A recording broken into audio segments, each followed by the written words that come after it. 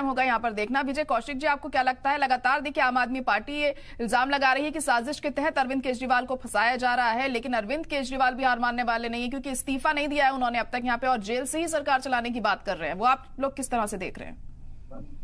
देखिए, कांग्रेस पार्टी ये मानती है कि जिस शराब घोटाले में केजरीवाल जी अंदर गए हैं, उसको लेकर कांग्रेस पार्टी ने शुरू से ही आवाज उठाई रखी और संघर्ष किया। लेकिन मोदी सरकार ने जानबूझकर कोई कार्रवाई नहीं की, क्योंकि उस समय इस घोटाले को रोका जा सकता था। मोदी जी केजरीवाल जी को घोटाले करते देखना चाहते थे और मौका आने पर उन्हें ब्लैकमेल करना चाहते थे, और अपनी साजिश में माननीय मोदी जी कामयाब हो गए हैं। उन्होंने ये गिरफ्तारी इसलिए नहीं करवाई है कि केजरीवाल भ्रष्ट हैं या देश को उनसे कोई खतरा है ना। केजरीवाल जी की गिरफ्तारी केवल और केवल इसलिए हुई है ताकि देश में इलेक्ट्रोल बॉन्ड के घोटाले को छिपाया जा सके, जिसमें मोदी सरकार फंस चुकी है। अगर इसकी ईमानदारी से जांच हो और सुप्रीम कोर्ट के न्यायाधीशों का पैनल बनाकर उससे जांच कराई जाए, तो इनके सारे काले चिट्ठे देश की जनता के सामने आ जाएंगे। ये रिकॉर्ड है कि जिन कंपनियों पर मोदी सरकार ने सीबीआई ईडी की छापेमारी करवाई, उनसे बाद में इलेक्ट्रोल बॉन्ड के रूप में लेकर सरकार तो बैठ गई। जिस शराब घोटाले की बात मोदी सरकार कर रही है, इसमें जिस शराब कंपनी के डायरेक्टर को गिरफ्तार किया गया था, उसकी फार्मा कंपनी से, अरविंदो फार्मा से मोदी ने करोड़ों रुपए चंदे लेकर इलेक्ट्रोल बॉन्ड के रूप में उसको राहत देने का काम किया। इसी तरीके से टॉरेंस ग्रुप की एक कंपनी है, तो ऊपर करीब 300 करोड़ रुपए का टैक्स महाराष्ट्र में बकाया था, उससे करीब 150 करोड़ के इलेक्ट्रोल बॉन्ड लिए गए, यानी कि रिश्वत ली गई। और महाराष्ट्र में उसका वो पैसा जो जनता के टैक्स का पैसा था, खून पसीने का पैसा था, जो महाराष्ट्र के विकास में काम आता, जो देश के विकास में काम आता, वो माफ कर दिया गया। वो फडणवीस जी ने माफ किया।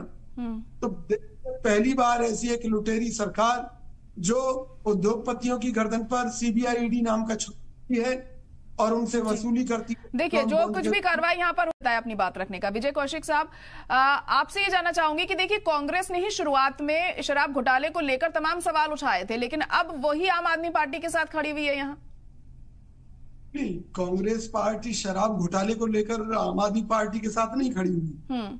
हम केजरीवाल की गिरफ्तारी की टाइमिंग को लेकर सवाल कर रहे हैं। हम इस बात को लेकर सवाल कर रहे हैं कि आखिर केजरीवाल जी को आपने नॉन नोटिस दिए, तब कोई कार्रवाई नहीं की। अब जब चुनाव सिर पर हैं और जैसे ही उन्होंने कांग्रेस के साथ गठबंधन किया, जैसे ही इलेक्ट्रोल बॉन्ड का घोटाला सामने आया, वैसे ही केजरीवाल को गिरफ्तार कर लिया मोदी सरकार ने। तो हमने इस साजिश पर, इस टाइमिंग के ऊपर सवाल उठाए हैं, सबसे पहली बात। दूसरी बात यह है कि भाई मोदी जी ये कहते हैं, या बीजेपी के लोग ये कह रहे हैं कि भाई ये तो मतलब ईमानदारी का काम था चंदा लेना। बीजेपी की तरफ से इसलिए एक फुल प्रूफ प्रोग्राम बनाया गया मोदी सरकार द्वारा, उसको कभी सामने ही नहीं लाया जा सके।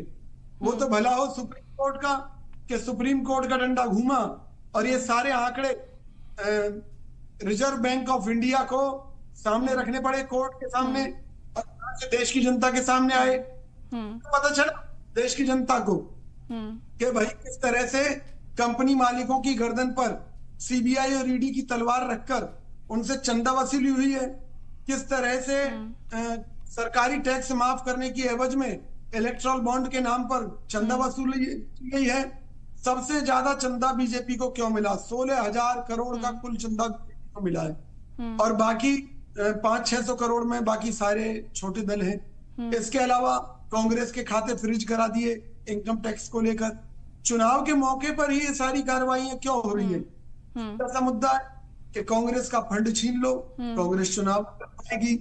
केजरीवाल को अंदर भेज दो ताकि उसके कामों का ठीकरा कांग्रेस के ऊपर फोड़ा जा सके कि देखो कांग्रेस ने तो एक भ्रष्ट पार्टी से गठबंधन कर रखा है। मान्य आप अजीत पवार के साथ गठबंधन करके महाराष्ट्र में सरकार बना लेते हो, जो कि कई हजार करोड़ के घोटाले का आरोपी है। सीबीआई और ईडी की जांच चल रही है। अब अजीत पवार के अलावा छगन भुजबल की बात हो, चाहे दूसरे नेताओं की बात हो, अशोक चव्हाण जी के लिए आपने खुद कहा था कि भ्रष्ट हैं, उनको आप लाए और अगले दिन टिकट दे दी। हमारे नवीन को आप उनकी गर्दन पर तलवार रखकर बीजेपी में ले गए, आधे घंटे पहले ज्वाइनिंग कराई, आधे घंटे बाद टिकट अनाउंस कर दी।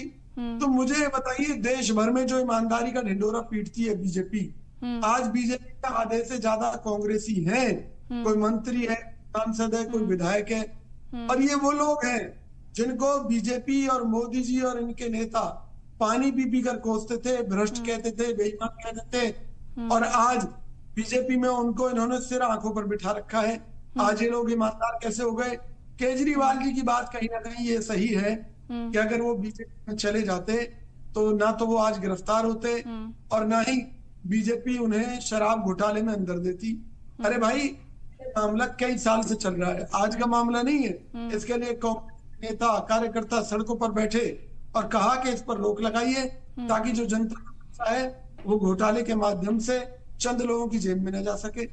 तो भाई, आज मोदी सरकार इस मामले में कार्रवाई की जो बात कर रही है वो टाइम चुनाव का क्यों है? सिर्फ इसलिए। चलिए ठीक है, आलोक वत्स जी टाइमिंग पर सवाल उठा रहे हैं यहाँ पर विजय कौशिक जी कि ये चुनाव का वक्त है, इस वजह से इस मुद्दे को इतना ज्यादा यहाँ पर उठाया जा रहा है और बीजेपी डर रही है केजरीवाल से या इंडिया इत्तेहाद से, इस वजह से ये सब कुछ हो रहा है। विजय कौशिक जी क्या कहेंगे आप इस पर? देखिए, क्योंकि जैसे कि अभी आलोक वत्स जी ने भी कहा है कि कांग्रेस की तरफ से भी लगातार जुलूस निकाले जाते थे शराब घोटाले को लेकर, और अब आप लोग यहाँ पर अरविंद केजरीवाल का साथ देते हुए दिखाई दे रहे हैं, इसे किस तरह से देखा जाए? हमने आपसे क्लियर कट कहा है कि भाई हम इसकी टाइमिंग और ये जो राजनीतिकरण इस गिरफ्तारी का बीजेपी ने किया है साजिश के तहत, हम उसके खिलाफ हैं। खुद केजरीवाल जी की धर्मपत्नी ने क्या कहा है, उन्होंने कहा है कि केजरीवाल जी बताएंगे कि घोटाले का पैसा कहाँ गया है। यानी कहीं ना कहीं हो सकता है वो बीजेपी पर गया हो, इस बात का खुलासा करना चाहते हो, लेकिन ये बात तो खुद आम आदमी पार्टी ने स्वीकार की है कि घोटाला हुआ है। इसका मतलब ये तो हुआ है, और खुद हमने कहा कि हम कांग्रेस की तरफ से इस घोटाले को लेकर प्रदर्शन करते, लड़ाई लड़ते रहे हैं। लेकिन बीजेपी की जो सरकार है, मोदी जी की जो सरकार है, वो चोर और उचक्कों की सरकार बन के रह गई है। जो भी घोटालेबाज बीजेपी ज्वाइन कर लेता है उसको सीबीआई ईडी की जांच से छूट मिल जाती है, वो बरी हो जाती है। हरियाणा के एक पूर्व मंत्री को बीजेपी ज्वाइन कराई गई और बीजेपी ज्वाइन बाद आज सीबीआई के जो मुकदमे उन पर चल रहे थे वो सब उनमें बरी हो चुके हैं। तो सवाल ये कैसी व्यवस्था है देश में, ये कैसी लूट है जहां सरेआम चुनावी चंदे के नाम पर लूटा गया। अगर सुप्रीम कोर्ट ना होता तो ये सच कभी सामने ही नहीं आ पाता। आरबीआई जो है अंत तक आनाकानी करता रहा, सुप्रीम कोर्ट को फटकार लगानी पड़ी आरबीआई को कि भाई तुम देते क्यों नहीं डेटा। तो ये तो ईमानदारी से मैं आपसे कह रहा हूं कि मोदी जी को कर्मों की सजा भुगतनी पड़ेगी, आज नहीं कल। इस देश को जो भी लूट रहे हैं उनका अंजाम बहुत भयानक होगा, क्योंकि देश तो हम हैं और देश नहीं है तो कोई भी नहीं है। देश की सरकारी कंपनियां बेची जा रही हैं, स्मार्ट सिटी के नाम पर लाखों करोड़ के घोटाले, नमामि गंगे परियोजना के नाम पर लाखों करोड़ के घोटाले, केयर्स के नाम पर लाखों करोड़ के घोटाले, इसके अलावा विदेशी कर्ज ले लेकर इस देश को बर्बाद किया जा रहा है।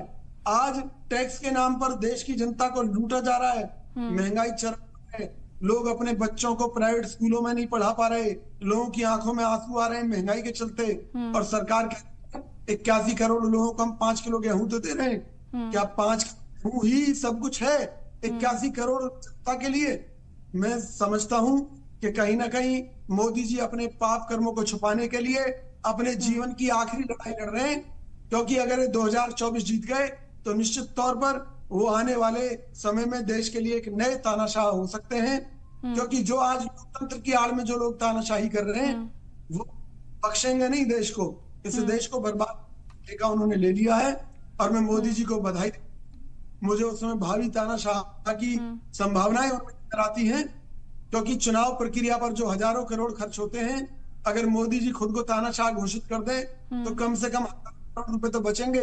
इस तरह से कांग्रेस के खाते फ्रीज करा के, इस तरह से अपने विरोधियों को जेलों में, इस तरह से चुनी हुई सरकार को, चाहे वो मध्य प्रदेश की बात हो, चुनी हुई सरकारों को गिराकर अपनी दुकान चलाने की बात हो, चाहे हिमाचल में सरकार गिराने की कोशिशों की बात हो, एक बहुत लंबी फेहरिस्त है।